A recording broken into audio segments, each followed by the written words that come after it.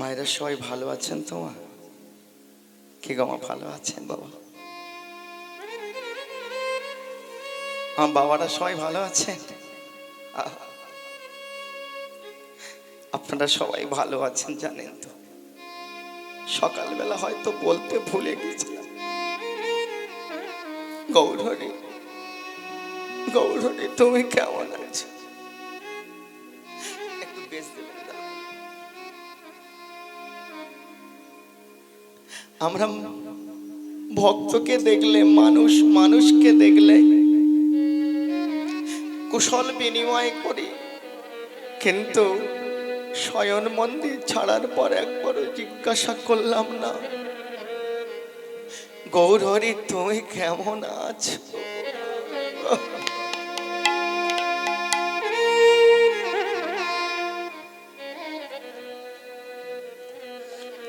জড় জাগতিক জগতে আমরা সবাই মায়ায় বদ্ধ হয়ে আছি। ভার্যা দেশে রাজকন্যার সাথে বিবাহ হয়েছিল কলি মহারাজের। তো সেই কলি মহারাজের সহধর্মিনী মায়া দেবী আচ্ছন্ন করে রেখেছে আমাদেরকে। যদি কোথাও একটু কৃষ্ণ কথা হয়, একটু বৈষ্ণবীয় কথা হয়, একটু ভাগবতীয় কথা হয়, একটু গিয়ে যদি রসাস্বাদন করা যায়। কীর্তন মানে প্রসাদ। ওমা, কীর্তন গান নয়, নজরুল গীতি, রবীন্দ্র সঙ্গীত, আধুনিক গান। কীর্তন হলো প্রসাদ। কীর্তন দিয়ে ভক্ত ভগবানকে পায়, ভজন দিয়ে ভক্ত ভগবানকে পায়। এই জগৎ সংসারে আমি বুঝতে পারছি না আজকে কেন আমাদের আসরে এমন হচ্ছে। আপনারা বুঝতে পারবেন না, আমাদের সাউন্ড খোল সব আলাদা হয়ে গেছে, যে যার মতো চলছে। গতকালকে মেদিনীপুর ছিলাম, সারা রাত গাড়ি চালিয়ে আসার পরে এখানে আজকে কন্টিনিউ এক সপ্তাহ, রবিবারে গিয়ে একটু বিশ্রাম পাবো। আমার গোবিন্দ ছাড়া তো আর কেউ নেই। আসর কে কি করলো আমি বলবো না, প্রার্থনা আমার গোবিন্দের কাছে।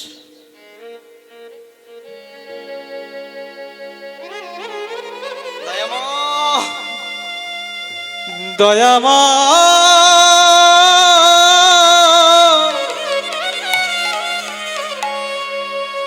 তুমি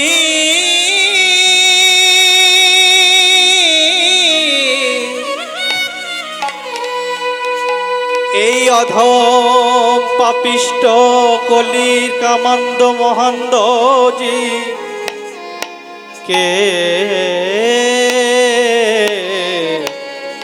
একবার ও ভগবান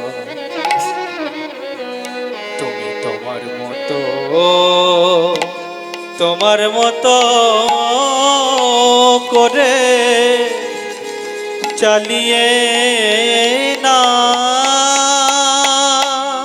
অনাদি রাধি গোবিন্দ কি জয়। এই সংসারে আমার গৌর ছাড়া আর কিচ্ছু না।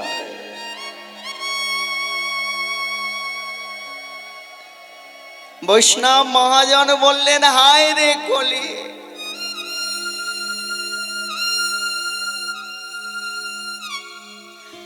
যেখানে প্রভুর নাম সংকীর্তন হবে তুমি তার চৌহদ্দি আসবে না।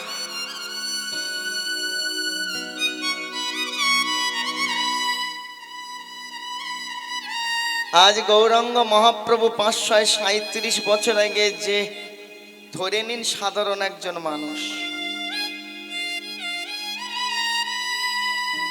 ৩৭ বছর আগে নবজাগরণের প্রথম অগ্রদূত হয়ে এসেছিলেন যিনি, তিনি হলেন আমার গৌরাঙ্গ মহাপ্রভু।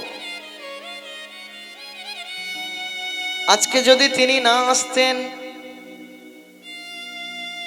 এই কলিকালে কলিহত জীবের জন্য অনেক কিছু বাদ পড়ে যেত। কেন?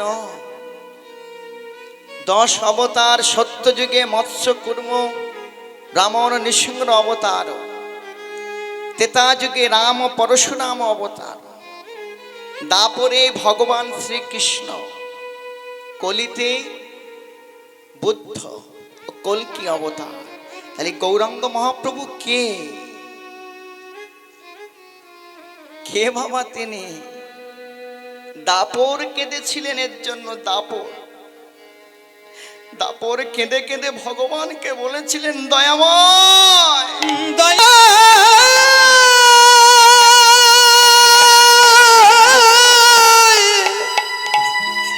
ও গো দয়াময়,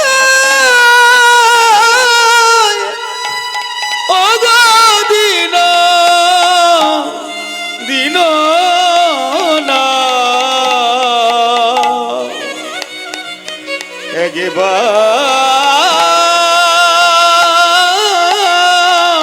কৃপা করো।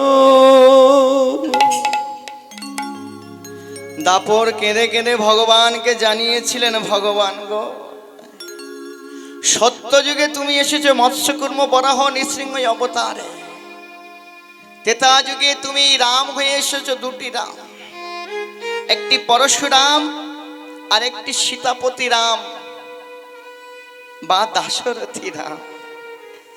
আর দাপর যুগে তুমি যে আসবে, আমি তোমাকে ওই রাম চাই না। যদি তুমি স্বয়ং আসতে পারো তাহলে দাপরের সময় এসো, তাহলে আসতে হবে না। চারি ভাই তো, সত্য, ত্রেতা, দাপর, কলি।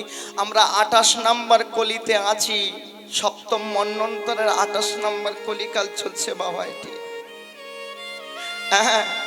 দাপর কেঁদে কেঁদে বলছে, যদি তোমার ইচ্ছা হয় স্বয়ং নিজে এসো, 18 কলায় পরিপূর্ণ 64টা গুণ নিয়ে তুমি এসো। ভগবান রামচন্দ্রের কিন্তু 64 গুণ ছিল না, বাকি আরো যাদের নাম বললাম কারোরই ছিল না। সেদিন দাপরকে কোলের কাছে বসিয়ে ভগবান বলেছিল, তোমার ইচ্ছা পূরণ হবে দাপর। তবে জানো, আমি যে বৃন্দাবনে যাব, সে বৃন্দাবন তৈরি করতে হবে। ভূলোক, ভুবলোক, জনলোক, তপলোক, গোলোক, বৈকুণ্ঠ, বৃন্দাবন, দ্বারকা। তো সেই বৃন্দাবন সৃষ্টি করতে হবে ধরণীর তলেতে, মত্ত ধামেতে। দাপর বললেন, তা আমি করব। সর্বপ্রথম তোমাকে গিরি মহারাজকে নিয়ে যেতে হবে। কার উপরে দায়িত্ব পড়লো? সব থেকে ক্রোধী ঋষি দুর্বাসা মুনি মাথায় করে নিয়ে এলেন।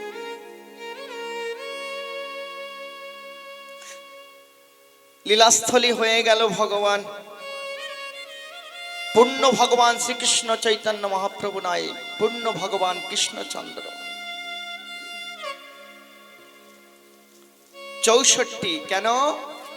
আপনার 50টি গুণ আছে, মানবের 50টি গুণ, দেবতাদের 55টি গুণ, ভগবান শিবের 60টি গুণ, আর আমার ভগবান কৃষ্ণচন্দ্রের একা 64টি গুণ। যে 4টি আর কারোর কাছে নেই, লীলা মাধুর্য, প্রেম মাধুর্য, রূপ মাধুর্য, গুণ মাধুর্য। আমার ভগবানের লীলা যদি আপনি শোনার মতো শোনেন, যদি আপনি পরীক্ষিত মহারাজের মতো শুনতে পারেন, তাহলে আপনার মুক্তি হয়ে যাবে। এই কলিকালে সর্বপ্রথম যিনি হরিবাসর সৃষ্টি করেছিলেন, অর্জুন পৌত্র, অর্জুনের পুত্র অভিমন্যু, অভিমন্যু পুত্র পরীক্ষিত মহারাজ। কেন? গুরুদেব, প্রশ্ন আমার, আসন্ন মৃত্যু পথযাত্রীর আশু করণীয় কর্তব্য কি? বাবা ধরে নিন আজকে বৃহস্পতিবার, আগামী বুধবারের মধ্যে অষ্টকৃষ্ণর মৃত্যু হয়ে যাবে বৈকাল 4টের সময়। হে মরণ, তুমি সবার কাছে আসবে।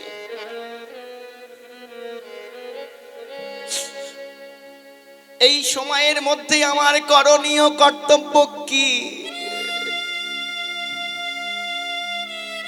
গুরুদেব ব্যাসদেবজি বললেন, আমার পুত্র শ্রীপাদ সুখমণি গোস্বামী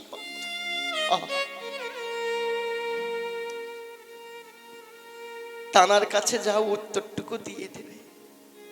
দেখেছেন বাবা, সব মানুষ মানুষ নয়, সব জল জল নয়, সব প্রেম প্রেম নয়, সব ভক্ত ভক্ত হতে পারে না।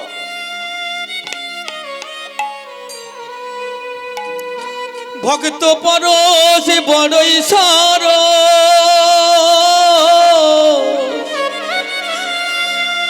যদি লাগে গায়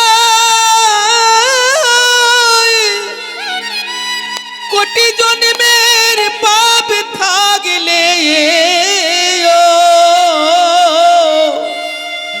খণ্ডন হয়ে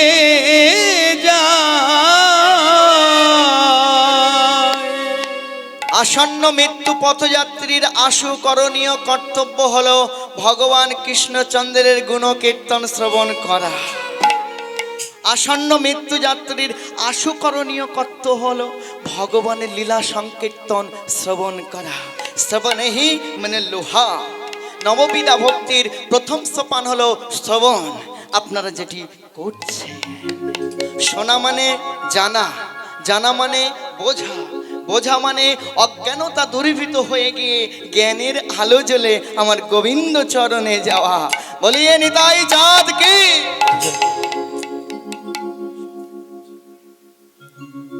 আসন্ন মৃত্যু যদি এসে যায়, করণীয় কর্তব্য কি? গোবিন্দের নাম ছাড়ার কোনো গতি না। এহেন দাপর যুগে ভগবান কৃষ্ণচন্দ্র আমার 64 গুণ, রাধারানীর কোটি কোটি গুণের মধ্যে 25টি গুণ, 25টি আর 64 যোগ করলে 89 হবে বাবা। এই 89 গুণ সম্পন্ন কলিকালে যিনি এসেছিলেন এই পর্যন্ত রাখব। তার আগে কিছু কথা বলতে বাকি রয়ে গেল। দাপর পর্যন্ত ভগবানের 10 অবতারের কয় অবতার হলো গুনেছেন?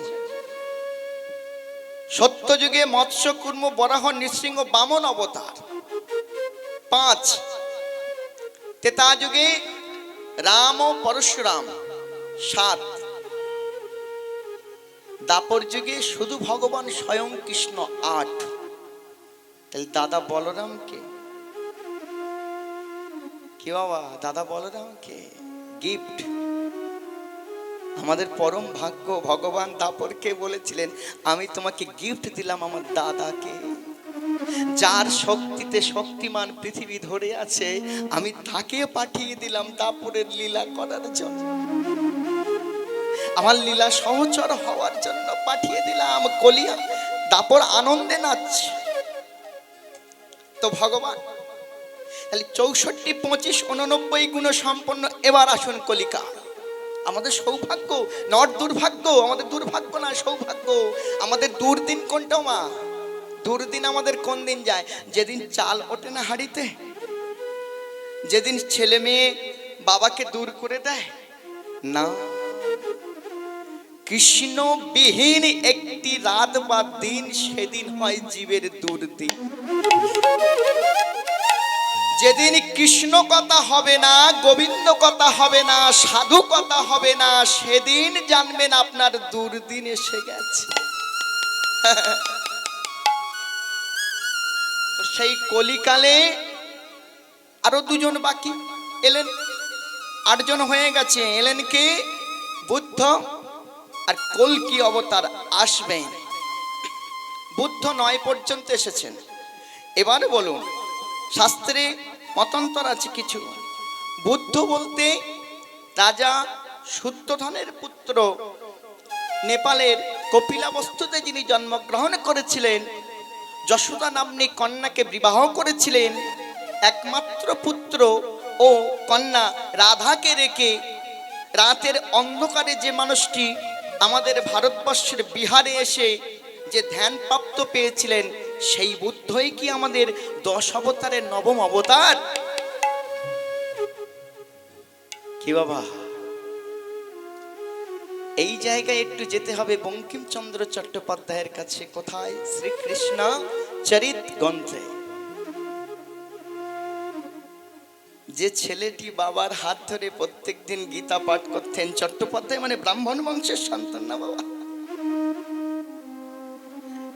যে ছেলেটি প্রত্যেক দিনই গীতা পাঠ করতেন, সে ছেলেটি হঠাৎ করে 9 বছর বয়সে কেন গীতা পাঠ বন্ধ করে দিলেন? তিনি লিখলেন, এ পুরাণ পুরাণ নয়, সে পুরাণ নতুন কলেবরে এ পুরাণ। কেন? 750 বছর ভারতবর্ষে ইসলাম পিরিয়ড চলেছে, 200 বছর ভারতবর্ষে ইংরেজ পিরিয়ড চলেছে, ঠিক 750 বছর রাজত্বে আমাদের নালন্দা বিশ্ববিদ্যালয়ের সমস্ত পুঁথিগুলি ছিল, গ্রন্থগুলি ছিল। মোহাম্মদ ঘড়ি 3 মাস ধরে একটা একটা করে গ্রন্থের পৃষ্ঠা ছিঁড়ে রান্না করে খেয়েছে। তাই বললেন কি, যা পুরাণে আপনারা দেখতে পাচ্ছেন সব কোটেশন কিন্তু সঠিক নয়, গোঁজামিল দেওয়া আছে। কারা করলো? আপনার আমার ধর্ম সনাতন ধর্মে সব থেকে যদি স্বার্থান্বেষী মানুষ থেকে থাকে পৃথিবীতে, সেটি হলো সনাতন ধর্মেই আছে। নিজের জন্য নিজের ধর্মকে বিক্রি করতে ছাড়ে না এরা। পদাবলী শুনবেন আপনারা, আমার বাবা বলে গেছেন পদাবলী করে যাবেন। পদকে বলি দিয়ে তার অর্থ বার করা, ভিতরের এবং বাইরের, তার নাম হলো পদাবলী। চেষ্টা করব বাবা, গুরুদেব যতটুকু দিয়েছেন চেষ্টা করব।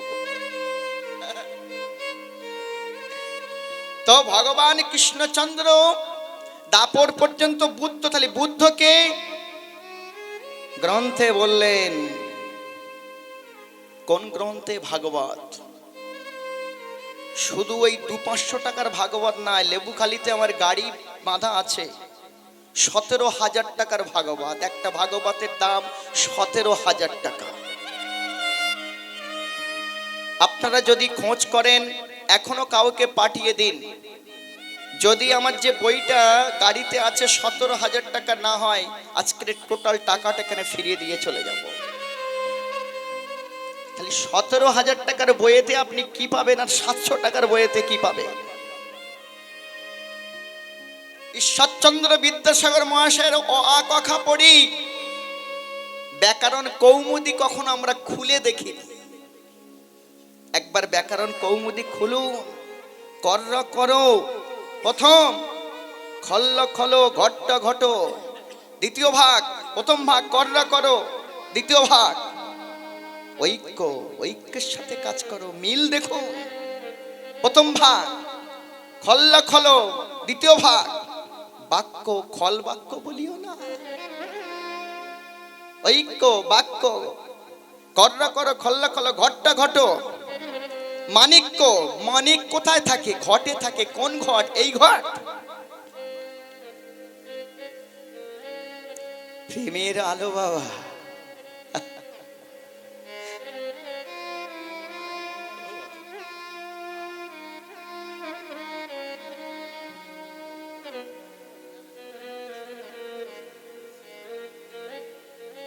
প্রথম ভাগ পড়লাম আর দ্বিতীয় ভাগ পড়লাম না, তা তো হবে না। কীর্তন মানে প্রসাদ, আর প্রসাদ মানে চোখের জলে ভগবানকে ডাকা। মহাজনরা প্রসাদ দিয়ে গেছেন ভগবানকে। তাহলে কলিকালে গৌতম বুদ্ধ মানে বুদ্ধকে জগন্নাথ কোন কোন গ্রন্থে, তানাকেই আমরা ধরছি। আর বাকি একজন আছেন, তিনি কলিকালে আসবেন। মানুষ যেদিন বেগুন গাছে আকর্ষি দিয়ে বেগুন পাড়বে, মা ব্যতীত সবার সাথে লিপ্ত হবে যৌনাচারে। সেদিন ভগবান আসবে, আসবে, বেশি দূরে নয়। 10 বছরের মধ্যে কলিকালের প্রথম থেকে দেবতারা চলে যাবেন, 15 বছরের মধ্যে মা গঙ্গা দেবী চলে যাবে, 20 বছরের মধ্যে কলি ওলট পালট হয়ে যাবে। বুঝতেই পাচ্ছেন সারা পৃথিবীতে কিভাবে দংশন চলছে একটি ধর্ম। আমারটা বড়, আমারটা বড়, আমারটা বড়। মেদিনীপুর ঘাটালে প্রোগ্রাম করছিলাম, জানি রাস্তায় গাড়ি ধরবে, রাস্তায় জানি গাড়ি ধরবে, ধরবে। আমি আমার ধর্মে থেকে আমার ধর্মের এতটুকু ভুল আপনারা ব্যাখ্যা করবেন, ততটুকু না। গুলি করবেন তো এখানে, মৃত্যু তো আজ না হলে কাল হবে। সনাতন ধর্মের মানুষ যেদিন জেগে যাবে, মনে রাখবেন আপনাদের ধর্মগুলিকে ভেঙে চুরমার হয়ে যাবে এই পৃথিবী থেকে। ভগবানের সৃষ্টির ঊর্ধ্বে আর কিচ্ছু না। তো আমার শ্রীকৃষ্ণ চৈতন্য মহাপ্রভু কতটি গুণ, রাধারানীর 25, ভগবানের 24, আর গৌরহরির নট অবতার। গৌরহরি কি? অবতরী। অবতরী, করুণার সাগর, তিনি করুণার করে এসেছেন। হ্যাঁ, যিনি 89টি গুণ, তার কি বাবা অভাব হয়? তাই তো মহাজন বললেন, যদি গোরা না হইত কেমনি হইত, কেমনে ধরিতাম দে, যদি গোড়া না হইত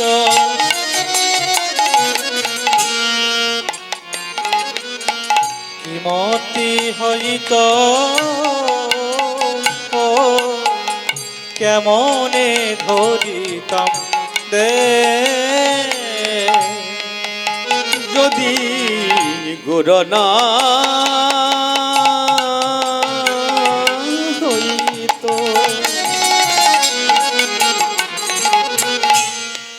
কেমনে হইত,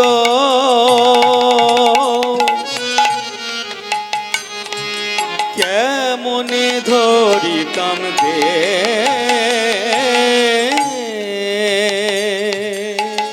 ওই না রাধার মহিমা,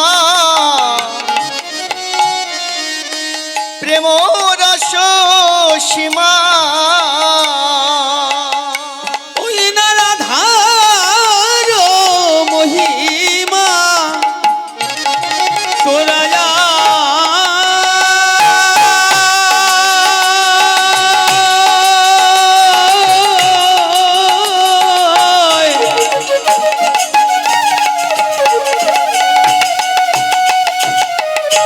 দেখে যা,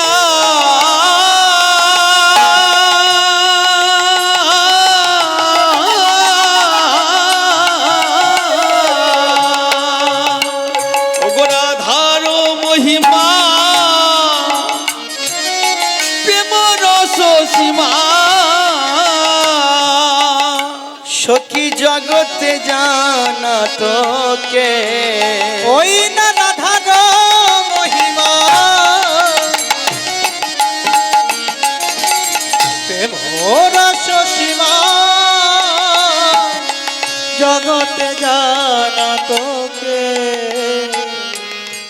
বলো কে জানা তো, কে জানা তো, বলো বলো কে জানা তো, বলো বলো কে জানা তো, কে জানি তো আর কে জানা তো, কে জানা তো, কে জানা তো আর কে জানি তো, বলো কে জানা তো। যদি আমার শ্রীমতী রাধা ঠাকুরানী কৃপা না করতেন, হ্যাঁ, দুয়ে মিলে একতনু হয়েছেন তো গোরা, হ্যাঁ, তো সেই গৌর সুন্দর কৃপা করলেন কোথায়? তৎকালীন ভারতবর্ষে যে মানুষটি প্রত্যেক দিন 20টি করে স্বর্ণ মুদ্রা উপার্জন করতেন, শ্রীপাদ রূপ গোস্বামী পাদ, সনাতন গোস্বামী পাদ, তাদেরকে বললেন যাও বৃন্দাবনে গিয়ে কোথায় রাধাকুণ্ড, কোথায় শ্যামকুণ্ড, সব লীলাস্থলী গিয়ে তোমরা সেগুলি কি বার করো। তাই যদি আমার গোরা না আসতেন বাবা, গোরা, গো শব্দে সমগ্র, রা শব্দে অন্ধকার, এই যে জগৎ সংসারে, সমগ্র জগৎ সংসারের অন্ধকারকে দূরীভূত করার জন্য যিনি এসেছিলেন তিনি হলেন শচীর নন্দন গোরা। তিনি যদি না আসতেন এই বৃন্দাবন সম্পর্কে জানা হতো না। আজকের যে বৃন্দাবন বৃন্দাবন করে আমরা এত বলছি, মধুর বৃন্দা বিপিন মাধুরী, মধুর বৃন্দা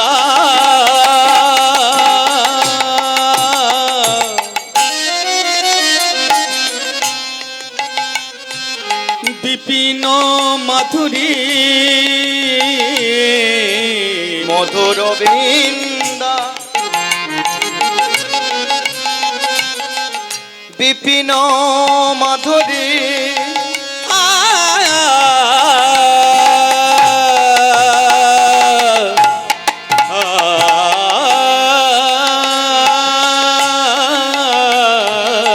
মধুর বৃন্দা বিপিন মাধুরী, প্রবেশ চাতুরী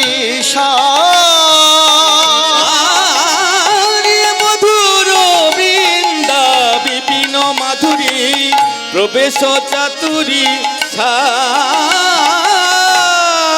বড় যে যুবতী ভাবের ভকতি, সকতি হইত আর বড় যুবতী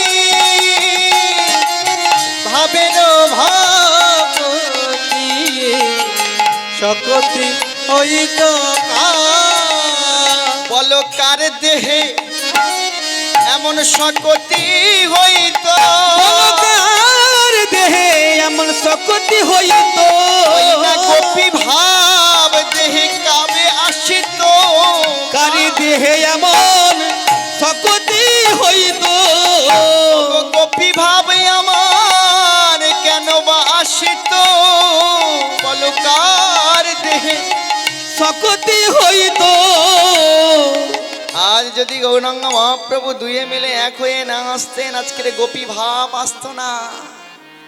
গোপী ভাব, ব্রজ ভাব না এলে প্রেম হয় না বাবা। হ্যাঁ, ওই যে রামচন্দ্র কবিরাজ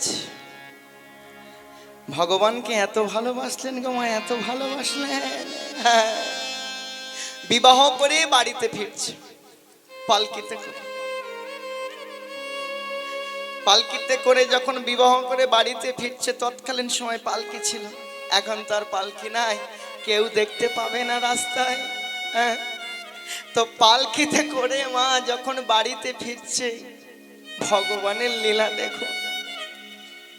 ওদিকে পরম ভক্ত তিনি ভাগবত পাঠ করছেন, রাসের সখীদের বিলাপ, জয়তি তে ধিকং জন্ম না ব্রজ। হে গোবিন্দ, তোমার জন্ম হয়েছে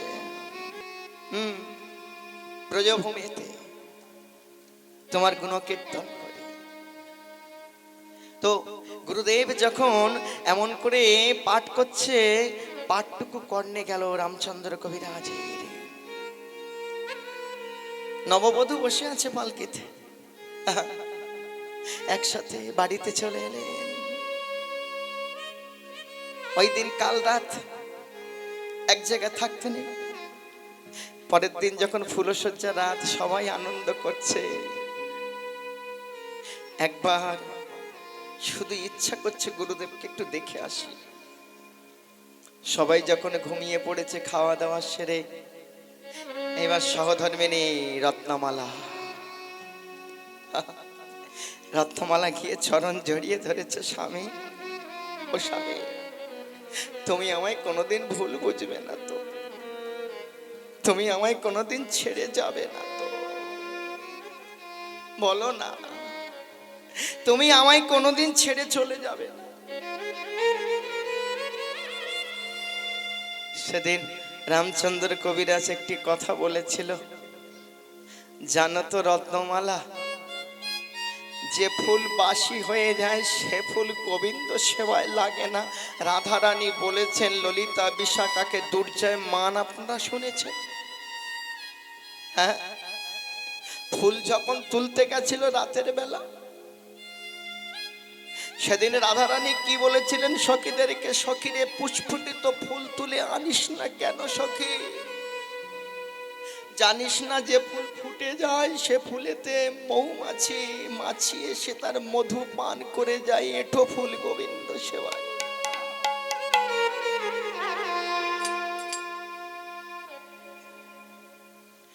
এঁঠো ফুল তো গোবিন্দ সেবায় লাগে না। হ্যাঁ, তাই আজকের রামচন্দ্র কবিরাজ সহধর্মিনীকে শুধু সেইটুকুই বললেন,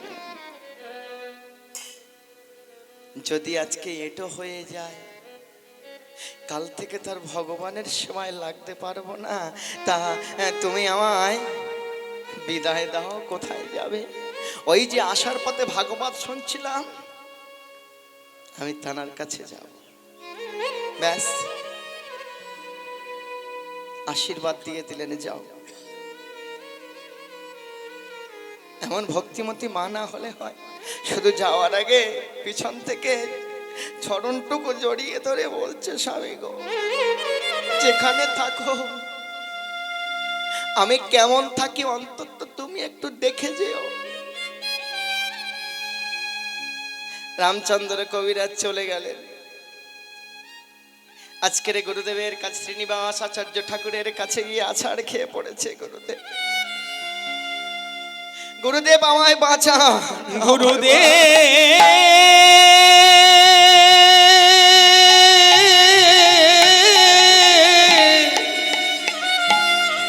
ও গো গুরুদেব,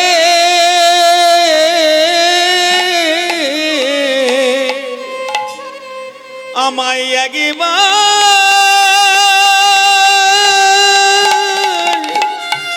কৃপা করো। এসেছিস তুই?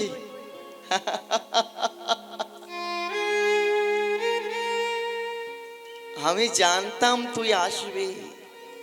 ঠিক একই কথা ঠাকুর রামকৃষ্ণ পরমহংসদেব স্বামী বিবেকানন্দকে বলেছিল। ছেলেদেরকে সঙ্গে নিয়ে যেদিন দক্ষিণেশ্বরে গিয়েছিল, সেদিন ঠাকুর বলেছিলেন, হ্যাঁ রে বিলে, এতদিন পরে তোর মনে পড়লো আমার কথা।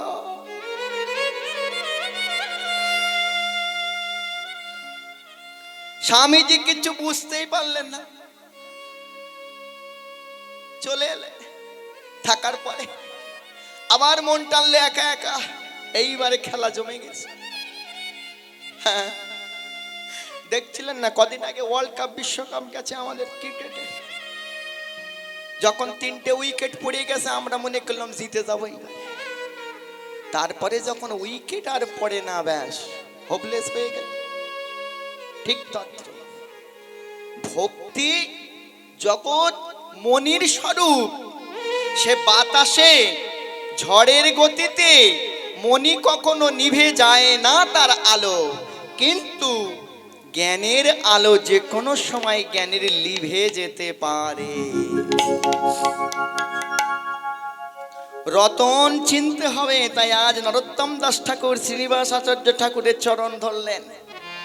1 বছর পর শ্রীনিবাস আচার্য ঠাকুর শিষ্য কেমন হয়েছে তা পরীক্ষা করার জন্য বললেন যে তুমি এক কাজ করো, একটা রাতের জন্য, মা ক্ষমা করবেন মা, একটা রাতের জন্য বলতে বাধ্য হলাম, তুমি তোমার সহধর্মিনীর সাথে কাটিয়ে এসো। গুরুদেব, আমি সবকিছু আমি দিয়ে দিয়েছি, তোমাকে আবার ফের যেতে হবে দেহ মন প্রাণ দেওয়ার পরে। বলে আমার গুরু আজ্ঞা। এখন তো গুরু আজ্ঞা খুবই কম হয়। চৈতে গুরুর মইতে শিষ্য অনেকে আমরা হয়ে গেছি। সকালে বলি, সন্ধ্যায় দীক্ষা হয়ে যায়। হবে গো? হ্যাঁ, ওদিকে গুরুদেব শুক্রাচার্যের কাছে বৃহস্পতি গুরুদেবের পুত্র কজ গিয়েছিলেন। কত বছর পর দীক্ষা দিয়েছিলেন? 12 বছর পর। প্রথম প্রশ্ন ছিল, দীক্ষা নেবে বাবা? হ্যাঁ। আগে তোমাকে দেখে নেব। কি দেখে নেবে? বলে এই তোমায় দেখো। বলেন না, ও দেখা দেখা না, আগে আশ্রমের ঝাড় দিতে হবে, জল আনতে হবে, গোয়াল ঘর পরিষ্কার করতে হবে, হ্যাঁ, কাঠ ভেঙে আনতে হবে, রন্ধন করতে হবে, বর্ষাকালে রুইতে যেতে হবে, আরুলির মতো গুরুদেবের আজ্ঞা হলে আলির উপরে, হ্যাঁ, তাও করতে হবে। তারপর যদি গুরুদেব ভালো বোঝে দীক্ষা দেবে, না হলে দেবে না, অত সহজে। ওমা, জীবনে কাঁদবেন তো দুবার। কতবার কাঁদবেন জীবনে? দুবার।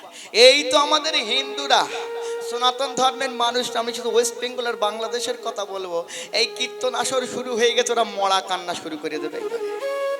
অপরাধ ক্ষমা করবেন, কথাটা যুক্তিসঙ্গত। হ্যাঁ, কীর্তন বাসরে বসে এবার কান্না শুরু হয়ে যাবে। আরে বাবা, জায়গা মতো না কাঁদলে কাঁদতে কাঁদতে শরীর হালকা হয়ে যাবে। দুর্বৃত্তরা এসে তো গলা কেটে দেবে।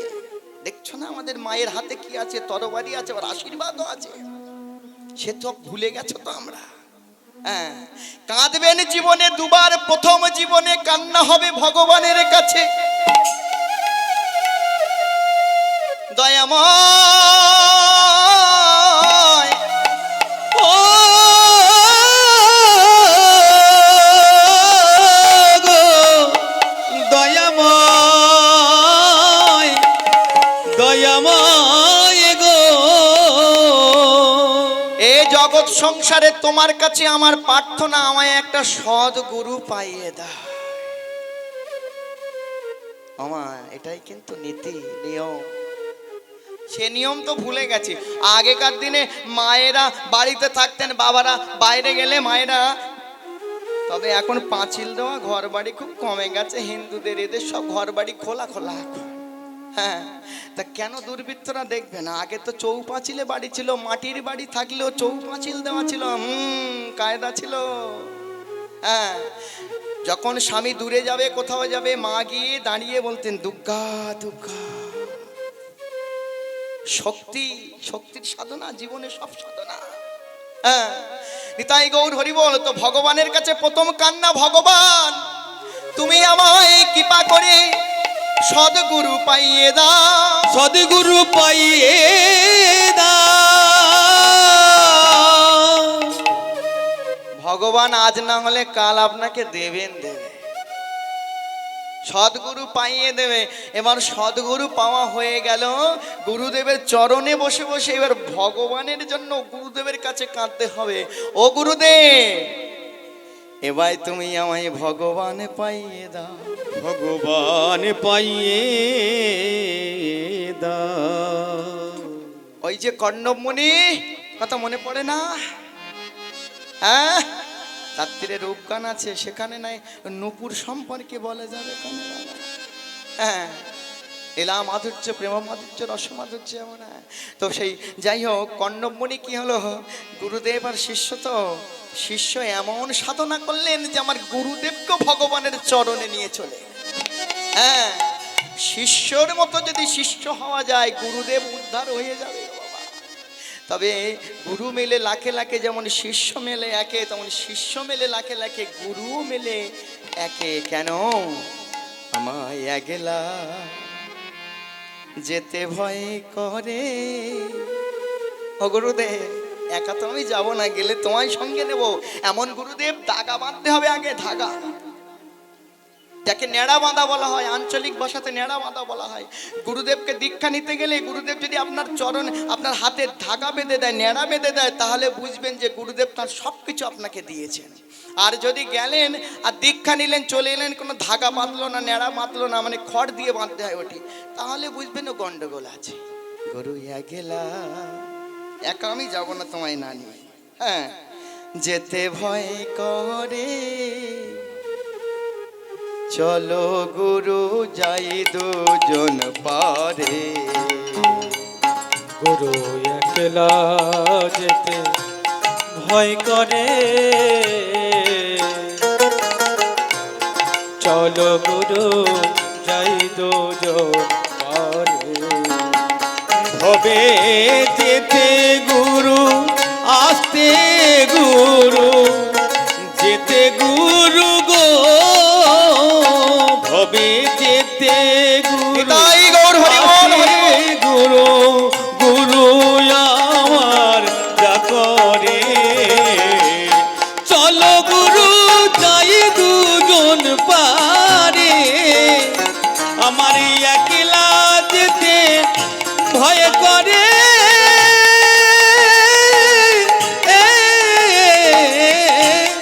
চলো গুরু যাই দুজন পারে।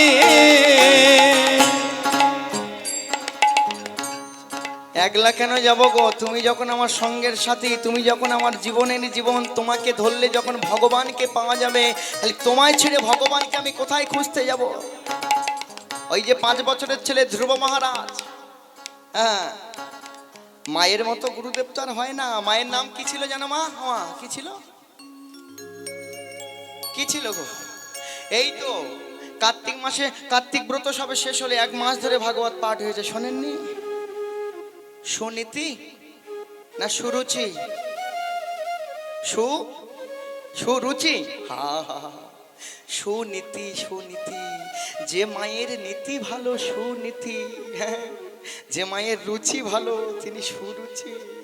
বাড়ির ধারে কাপড় ব্যাপারী এলেই দাও, কিনে দাও, সুরুচি। আজকের এটা চাই, কালকের ওটা চাই, এটা দাও, সুরুচি। সুনীতি, নীতি সুন্দর। তো ঠাকুর রামকৃষ্ণ পরমহংসদেব একটা কথা আবারও বললেন, তার হচ্ছে কথামৃততে, কি কথা? মাটি ভালো হতে হবে। আপনারা নয়, আপনারা তো ভালো। মাটি ভালো হতে মানে এই মাটি, আমরা যে মাটিতে আছি, এই মাটি যদি ভালো হয় ফসলও ভালো হবে। হ্যাঁ, নেতাই গৌর হরি বল। তবে দার্থবোধক ভাষায় এটি কথা। দার্থবোধক মানে দুটি অর্থ। মাটি, আমাদের মাটি যদি ভালো হয় সন্তান ভালো হবে। আর মাটি যদি পলি বিধৌত অঞ্চলের মাটি হয়, পলি মানে নদী বিধৌত অঞ্চলের মাটি হয়, সেখানে ফসলও ভালো হয়। তো গুরুদেবের কৃপা না হলে, হ্যাঁ, তো গুরুদেবের কৃপা না হলে হয় না। তাই আজ পরম কৃষ্ণ দয়াময়ের কৃপায় রাধা কৃষ্ণ মিলিত তনু, আজকের এই গৌরাঙ্গ মহাপ্রভু আমার নদিয়ার পথে পথে কীর্তন গাইতে গাইতে সুরধ্বনির তীরে এসে দাঁড়ালেন। আর মহাজন আমায় কলম দিলেন, রামাইয়া সুরানন্দ সঙ্গে নিত্যানন্দ, রামাইয়া সুন্দর নন্দ সঙ্গে নিত্যানন্দ, রামায়া সুরানন্দ সঙ্গে নিত্যানন্দ, মায়া সুরানন্দ সঙ্গে নিত্যানন্দ, রামায়া সুরানন্দ সঙ্গে নিত্যানন্দ, রামাইয়া সুন্দর নন্দ সঙ্গে নিত্যানন্দ, মায়া সুন্দরানন্দ সঙ্গে নিত্যানন্দ। অভিরামের মনে আজ বাড়িল আনন্দ, ওই নাই অভিরামের মনে আজি বাড়িল আনন্দ, অভিরামের মনে আজ বাড়িল আনন্দ। ওই নাই অভিরামের মনে আজি বাড়িল আনন্দ। প্রভু কিছু খেতে দাও, কিছু খেতে দাও, কিছু খেতে দাও, কিছু খেতে দাও, অধিক বেলা হলো প্রভু কিছু খেতে দাও, অধিক বেলা হলো প্রভু কিছু খেতে দাও। আমায় তুমি কিছু খেতে দাও, অধিক বেলা হয়ে গেছে। আজকের ভক্তগণ সব মহাপ্রভুর সাথে কীর্তন গাইতে গাইতে সুরধ্বনির তীরে গিয়ে যখন খেলছিল মা, খেলতে খেলতে যখন দুপুর হয়ে গেছে, অপরাহ হয়ে এসছে, তখন ওই রামাইয়া সুন্দরানন্দ সব ভক্তগণ বলে উঠলেন শ্রীকৃষ্ণ চৈতন্য মহাপ্রভুকে, ঠাকুর, ও ঠাকুর, অপরাহ হইল আজি, আগে আমাদের তুমি কিছু খেতে দাও, তুমি কিছু খেতে দাও। বেশি দিনের কথা নয়, বেশি দিনের কথা নয়, 537 বছর আগে, তারও পরের ঘটনা। বীরহাম্বির নাম শুনেছেন আপনারা? বীরহাম্বির নাম, রাজা বীরহাম্বি, বাঁকুড়া জেলা।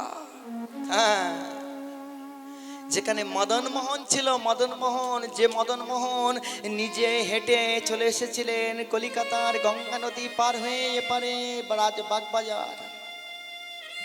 নাম শোনেননি মদন মোহন বাগবাজারে? বিখ্যাত মদন মোহন বাগবাজারে বাবা, কলকাতায় আমাদের। আমরা যাই না, জানবো কোথা থেকে? হ্যাঁ, রাজা বীরহাম্বি পরবর্তীতে ইসলাম গ্রহণ করেছিলেন চাপে পড়ে।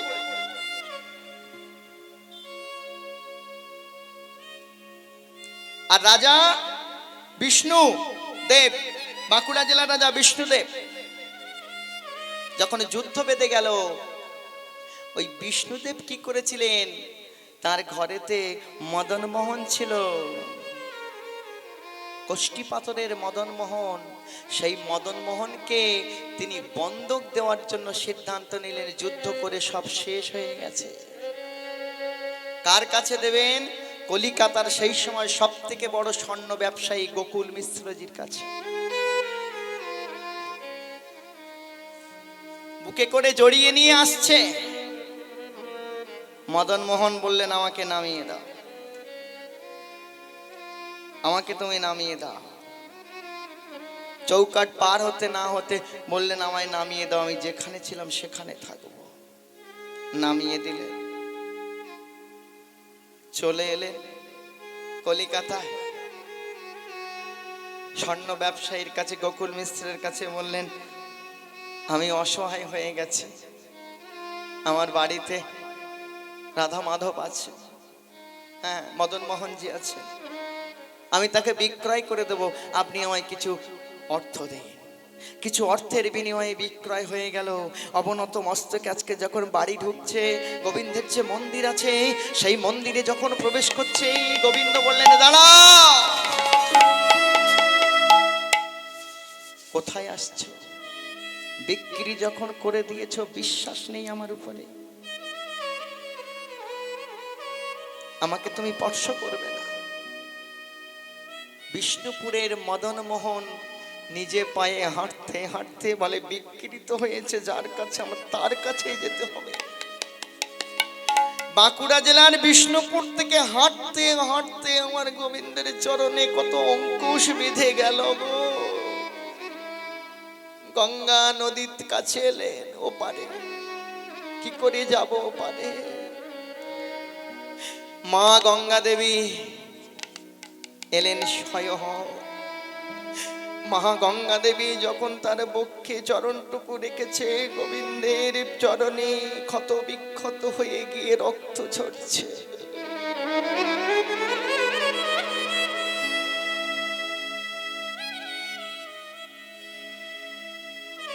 মা বলছে, প্রভু তোমার চরণে রক্ত, বলে থাক, ও আমার ভক্তের দেওয়া প্রসাদ। যেমন সুধামা গিয়েছিলেন ভগবানের বাড়িতে, মা শুনে রাখুন, সুদামা যেদিন ভগবানের কাছে গিয়েছিলেন, বাড়িতে গিয়েছিলেন দ্বারকাতে, পায়ে কত অঙ্কুশ, কত কাঁটা বিঁধে গেছিল, রক্ত পতিত হয়েছিল। তো ভগবান যখন তাকে অন্তঃপুরে নিয়ে গেলেন, রাজ অন্তঃপুরে, নিজের রাজ সিংহাসন তো পরে ছেড়ে দিলেন বাবা, তাই না? রাজ সিংহাসন তো ছাড়বে পরে, অন্তঃপুরে যে রাজ সিংহাসন, সেই সিংহাসনে বসিয়ে দিলেন। বসিয়ে দিয়ে সত্যভামা মা রুক্মিণী দেবীকে, মাকে বলছে, জল নিয়ে এসো, সোনার থালায় করে। সোনার থালায় করে জল নিয়ে এসেছে। হ্যাঁ, মখমলে কাপড় দিয়ে চরণে জল দিয়ে যখন মোছাচ্ছে, আর দেখছে চরণের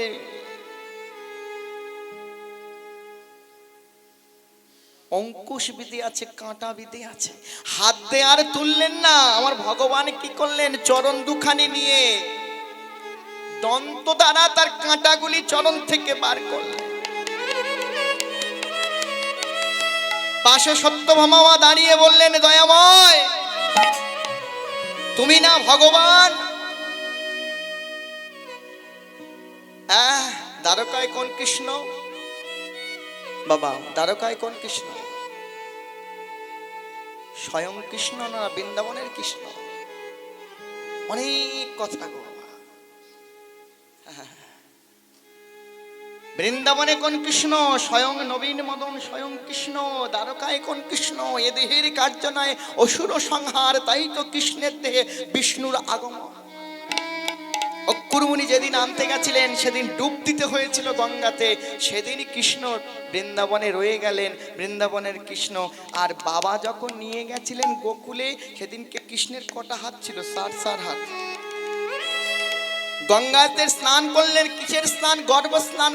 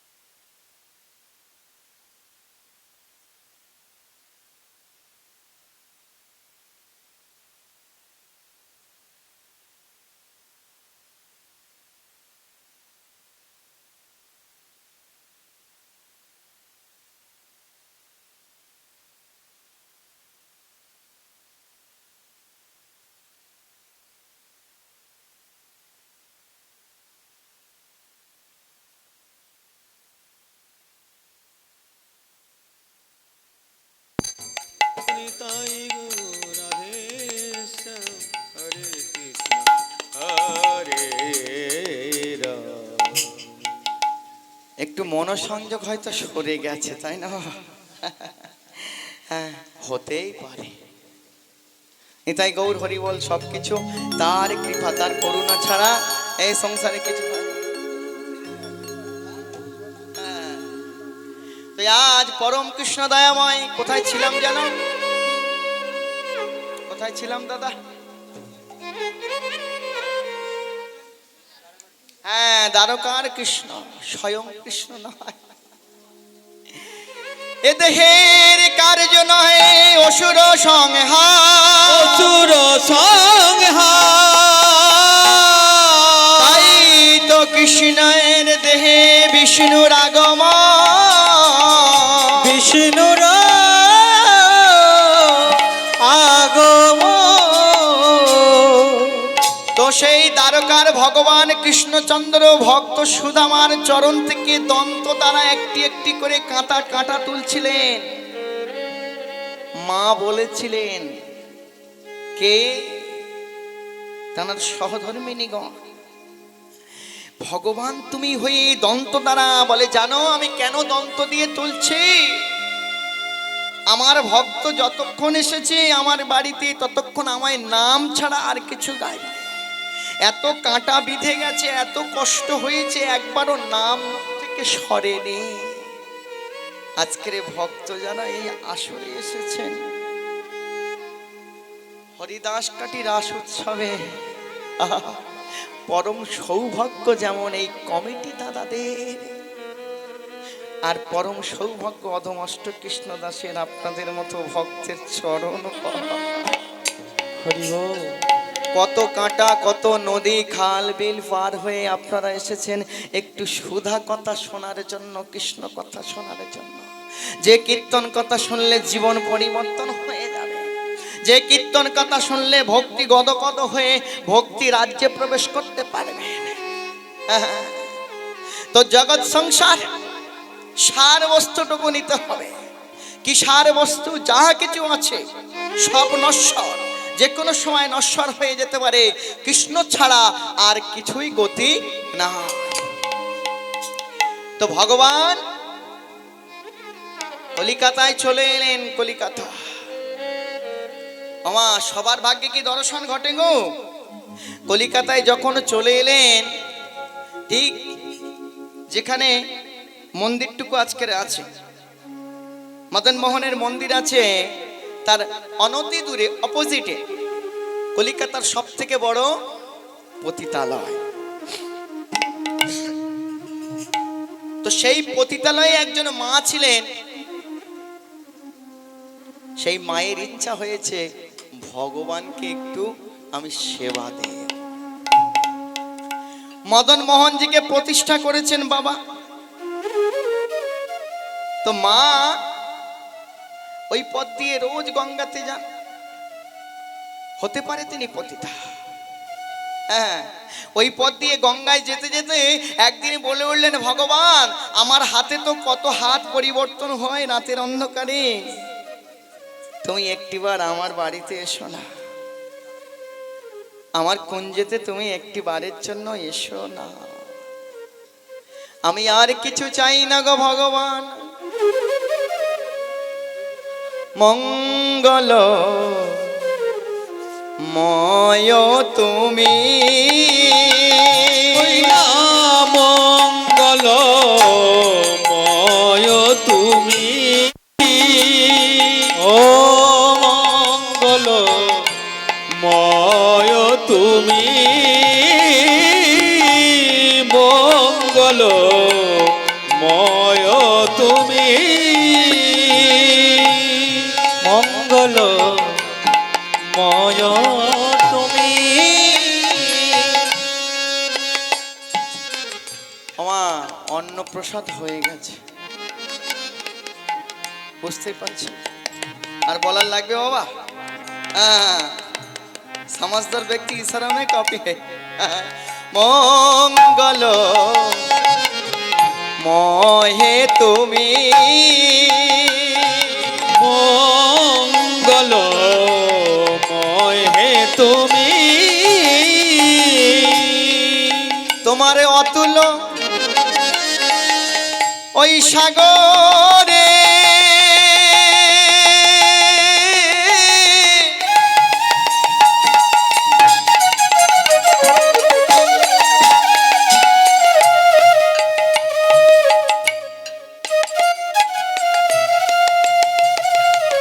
তোমার অতুল সাগরে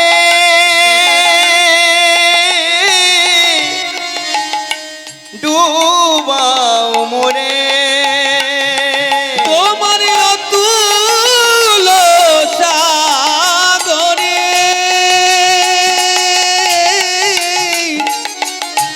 ডুবাও মোরে,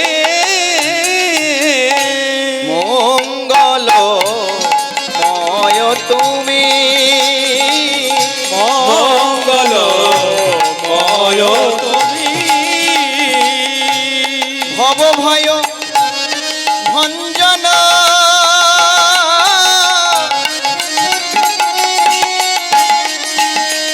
গিরিবরণা ভব ভয় ভাঞ্জন, ও গো দয়াময়,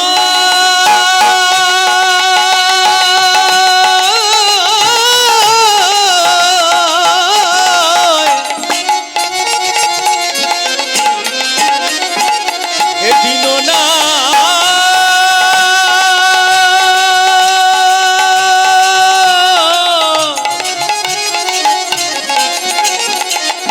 হে দয়াময়,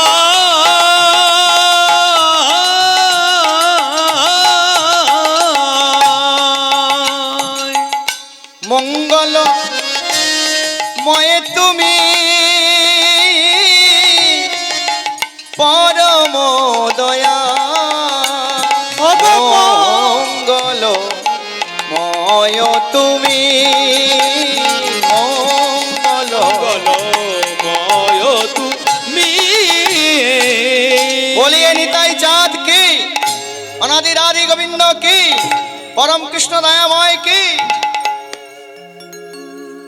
জয় দিলেন কাকে? গৌরাঙ্গ মহাপ্রভুকে, নিতাই ঠাকুরকে। এমনি ভাবে সারা জীবন জয় দিয়ে যাবেন মা, আর কিচ্ছু লাগবে না। জয় আপনার আজ না হলে তো কাল আসবেই আসবে।